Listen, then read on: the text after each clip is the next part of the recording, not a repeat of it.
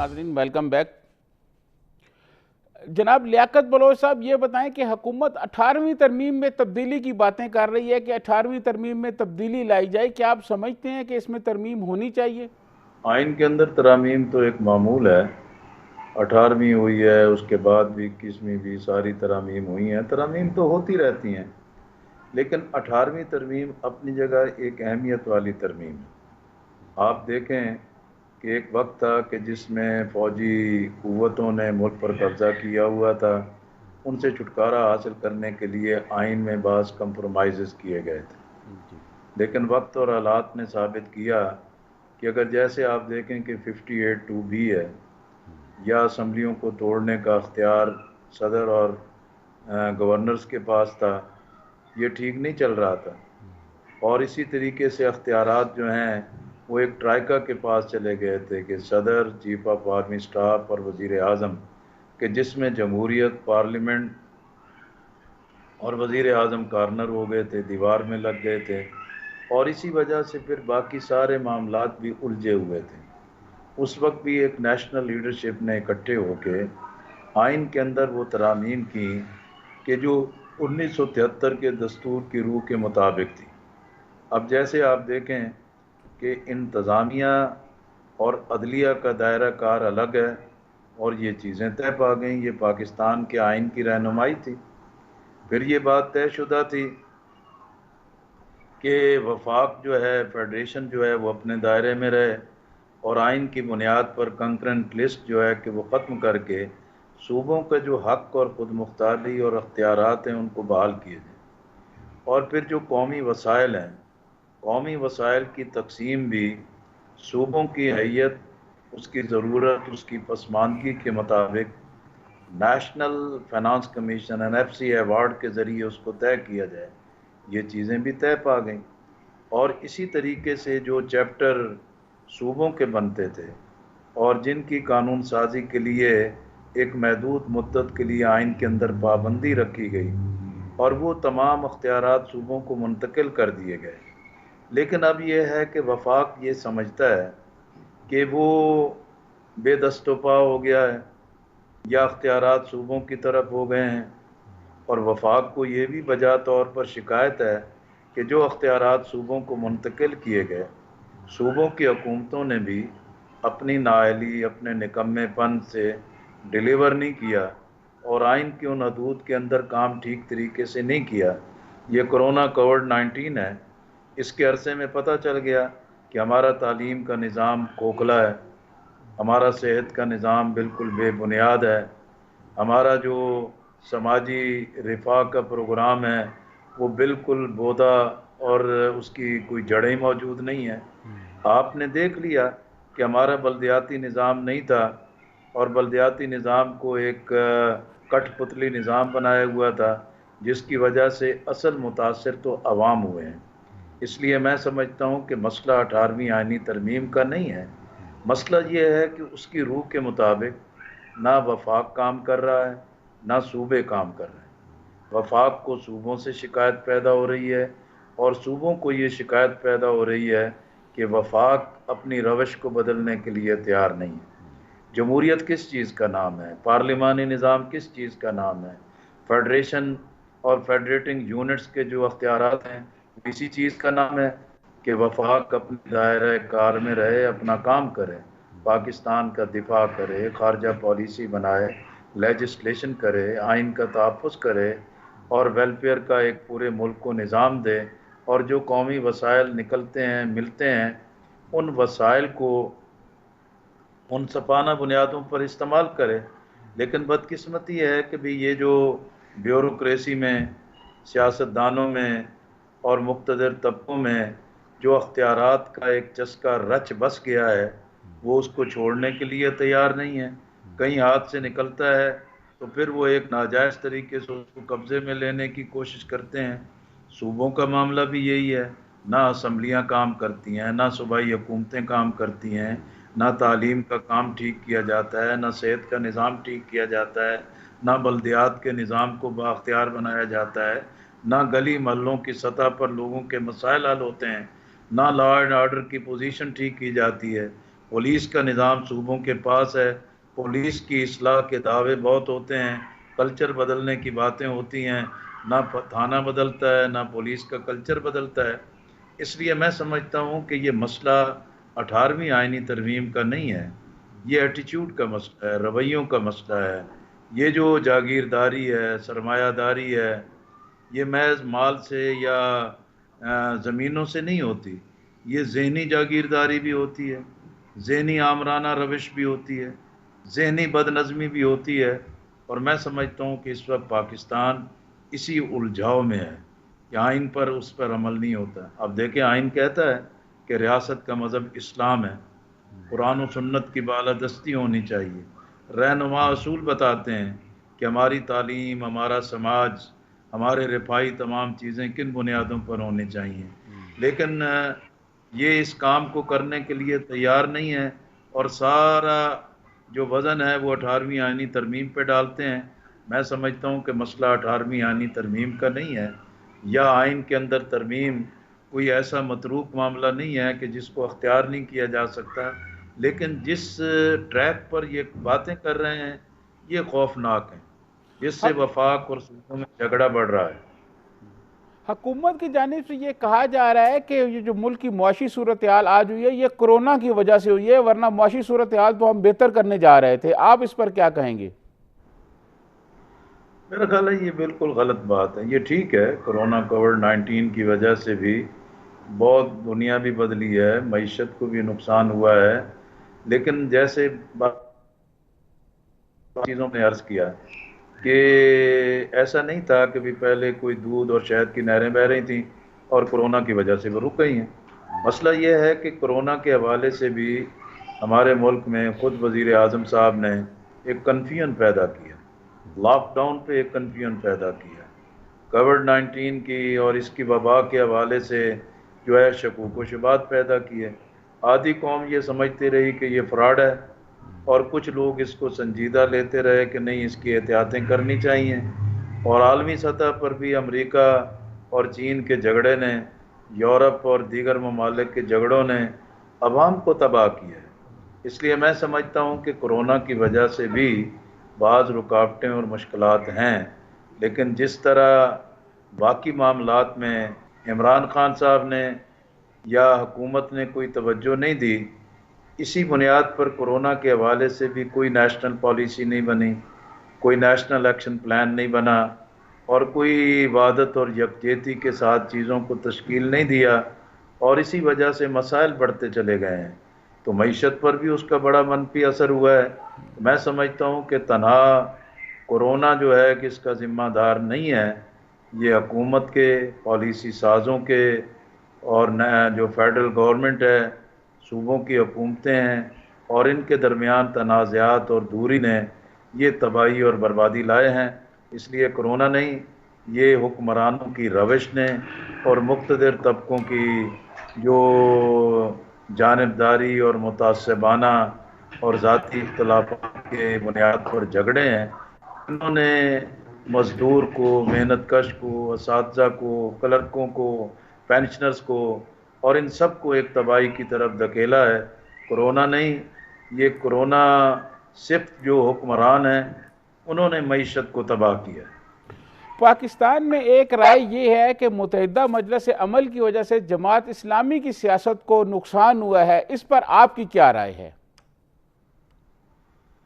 لیکن سیاست میں نقصان بھی ہوتے ہیں، فائدے بھی ہوتے ہیں، ایسا نہیں ہے کہ بھی الائنسز کی وجہ سے فوائد بھی ہوتے ہیں، مشکلات بھی ہوتے ہیں۔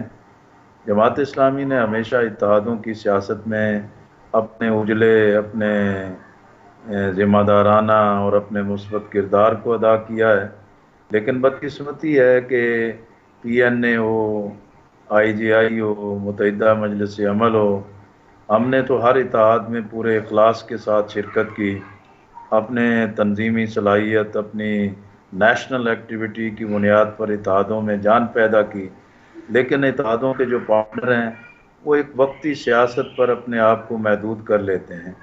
اس وجہ سے جماعت کے کارکن میں، جماعت کے بئی خواہوں میں یہ ایک تاثر پیدا ہوا کہ جماعت اسلامی کی سیاست کی وجہ سے نقصان ہوا ہے۔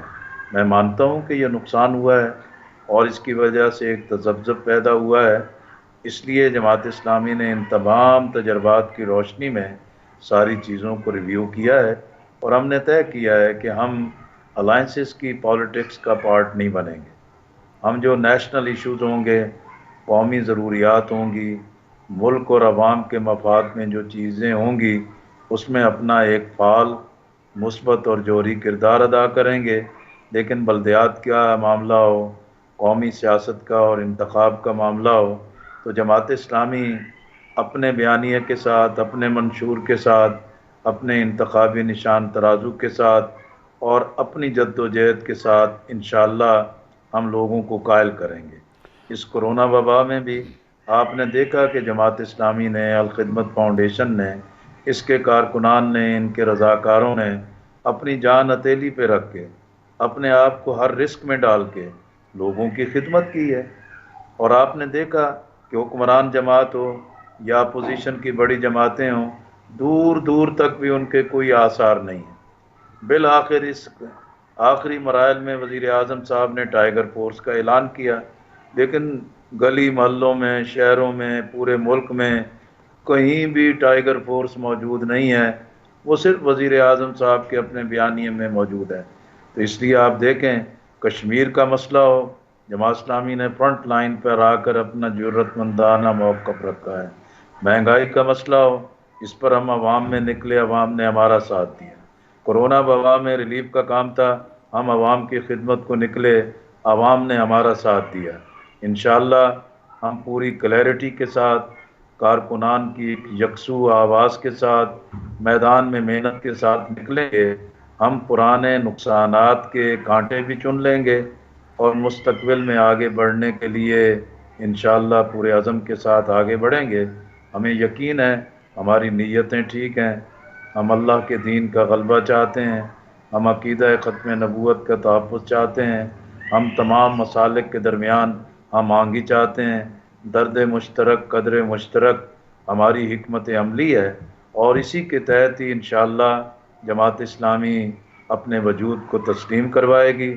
ہم عوام کو قائل کریں گے۔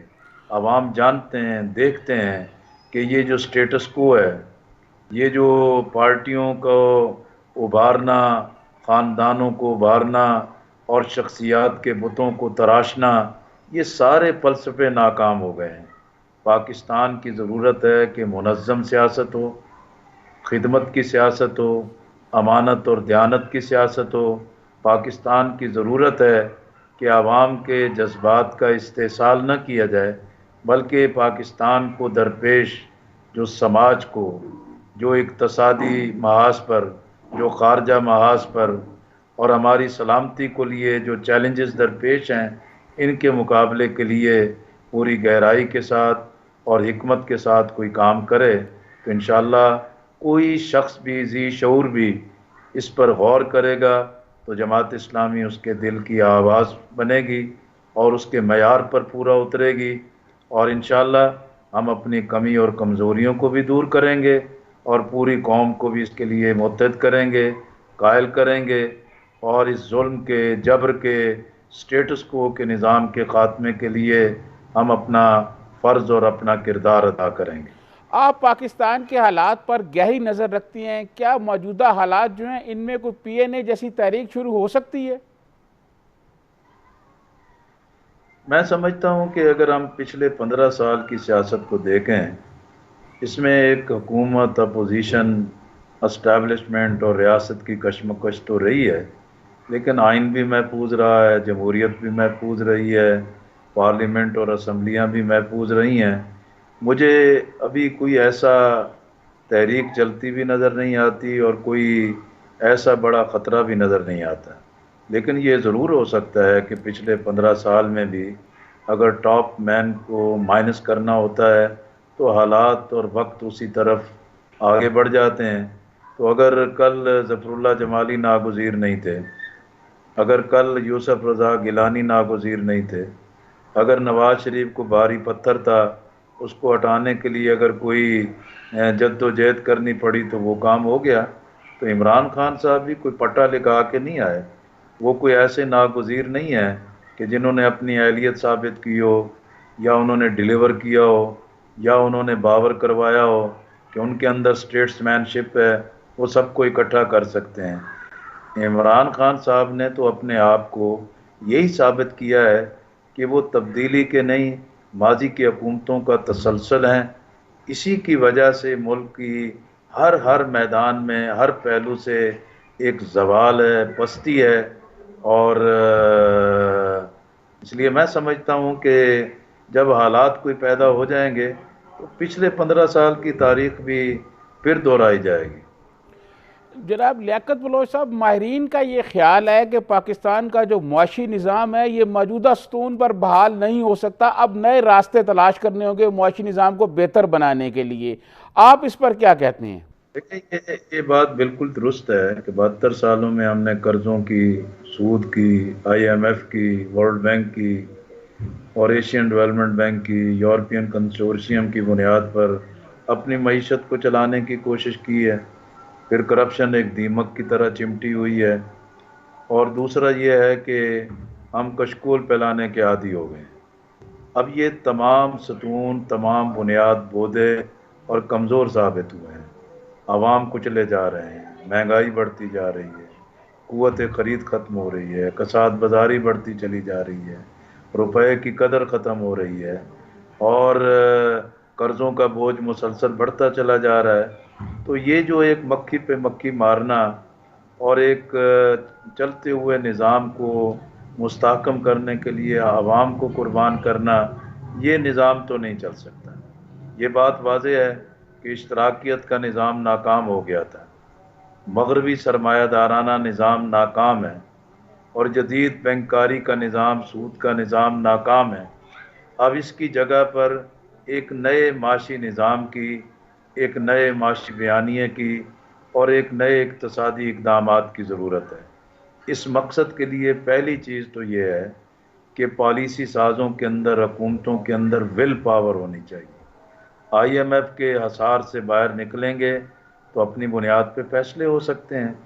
حکومت یا ریاست اگر غریب ہے، عوام کے پاس پیسہ ہے، لوگوں کے پاس سرمایہ ہے، ہمارا صنعت کار، ہمارا ہنرمند، ہمارا کسان ہاری، ہمارا ذمہ دار اپنے اندر بڑی مہارت رکھتا ہے، لیکن اگر ہم اس طرح پلٹ آئیں کہ ہم نے خود انحصاری کی طرف چلنا ہے، اپنے وسائل پر اعتماد کرنا ہے، اور ہم نے اغیار کے سہاروں کو چھوڑنا ہے، ہم نے سودی معیشت کو چھوڑ کے اسلام کے معاشی نظام کی طرف آنا ہے، تو حقیقت میں یہ پرانے ستون گر رہے ہیں، ٹوٹ رہے ہیں، اور نیا معاشی نظام وقت اور حالات کی ضرورت ہے۔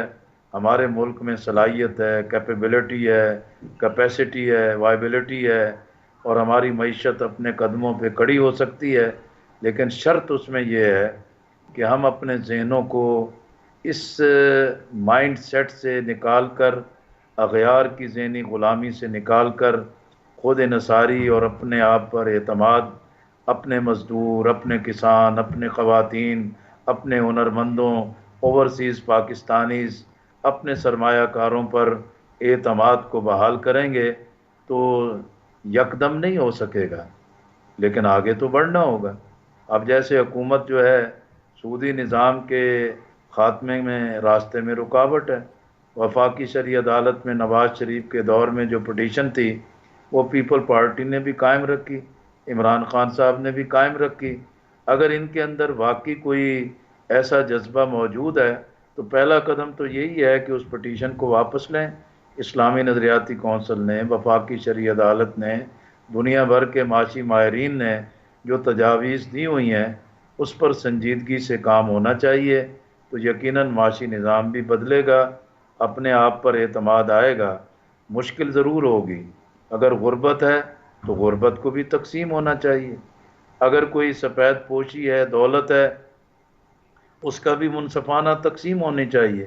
یہ نہیں ہونا چاہیے کہ کچھ لوگ، ایک بگڑا اشرافیہ، دولت کو سمیٹ لے، انبار لگا لے، اور باقی دنیا کو دھکیلے کہ وہ غربت کی مٹی چاٹتے رہیں، در در کی ٹھوکریں کھاتے رہیں، ہمارے قوم کے بچے رزق کی تلاش کے لیے گندگی اور کوڑوں اور سبزی اور فروٹ منڈیوں سے اپنے لیے رزق تلاش کرتے رہیں، یہ ذہن بدلے گا تو پھر ملک کے حالات بھی بہتر ہو سکیں گے۔ ناظرین، آپ نے جماعت اسلامی کے نائب امیر جناب لیاقت بلوچ صاحب کی گفتگو سنی۔ انہوں نے بین الاقوامی حالات، انہوں نے پاکستان کے معاشی حالات، انہوں نے سیاسی حالات، پاکستان میں مذہبی جماعتوں کی سیاست پر انہوں نے کھل کر گفتگو کی ہے۔ اسی کے ساتھ سجاد ترین کو اجازت دیجیے، آئندہ پروگرام میں کسی نئی شخصیت کے ساتھ حاضر ہوں گا۔ اللہ حافظ۔